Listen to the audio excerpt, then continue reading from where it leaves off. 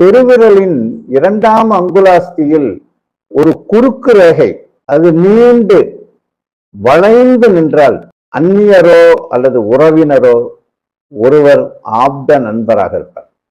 இந்த மாதிரி ஒரு அமைப்பு இருந்தா இவரு உறவினர்கள்ட்டையும் நண்பர்கள்ட்டையும் ரொம்ப அட்டாச்சா இருப்பாரு, உயிரை கொடுப்பாரு, உண்மையாவே அப்படி இருப்பாரு. பெருவிரல் நீண்டு உறுதியாக இருந்தால் அவருக்கு நல்ல மன உறுதியும் பொறுமையும் கவனமும் உள்ளவராக இருப்பார். சிறந்த நிர்வாகியாக இருப்பார். உலக விஷயங்களை கற்றவராக இருப்பார். சமய சந்தர்ப்பத்துக்கு ஏற்றபடி நடந்து கொள்ளும் திறமையும் அவர்கிட்ட இருக்கும்.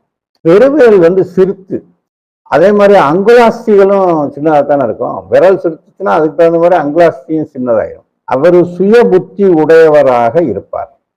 நன்மை தீமைகளை பகுத்தறியும் சக்தி பெற்றவர்.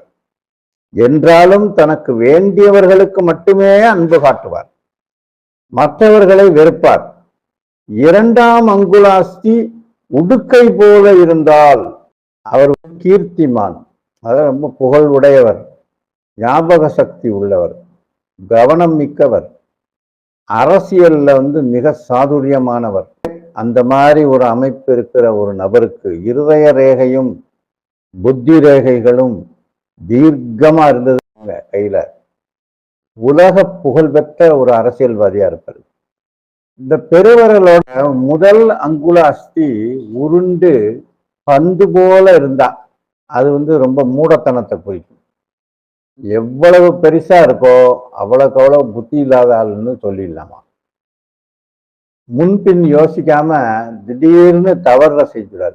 சில பேர் என்ன ஏதுன்னு விசாரிக்க மாட்டேன், நான் சண்டையை போட்டு வம்புழுத்து கடைசியில ஒண்ணும் அவ்வளவும் தப்பாகி போகும் அந்த ஆளுக்கு.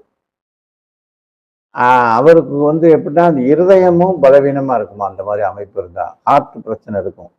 அந்த மாதிரி இருக்கிறவருக்கு ஆயுள் ரேகையில ஏற்படக்கூடிய அந்த கிளை ரேகைகளில் ஒன்று தீர்க்கமா இருந்துச்சுன்னா, அதான் பளிச்சுன்னு தெரிஞ்சா அந்த கிளை ரேகை தோன்றிய வயதில் அவருக்கு பண வசதி உண்டாகும், புதிய தொழிலை ஆரம்பிப்பாரு, 4 கால் ஜீவன் சேர்க்கை, வாகனம் வாங்குதல், பூமி பொருள் ஆபரண சேர்க்கை, திருமணம், குழந்தை பேரு, வீடு கட்டுதல், படித்து பட்டம் பெறுதல் போன்றவற்றில் ஏதாவது ஒன்று நடக்கும்.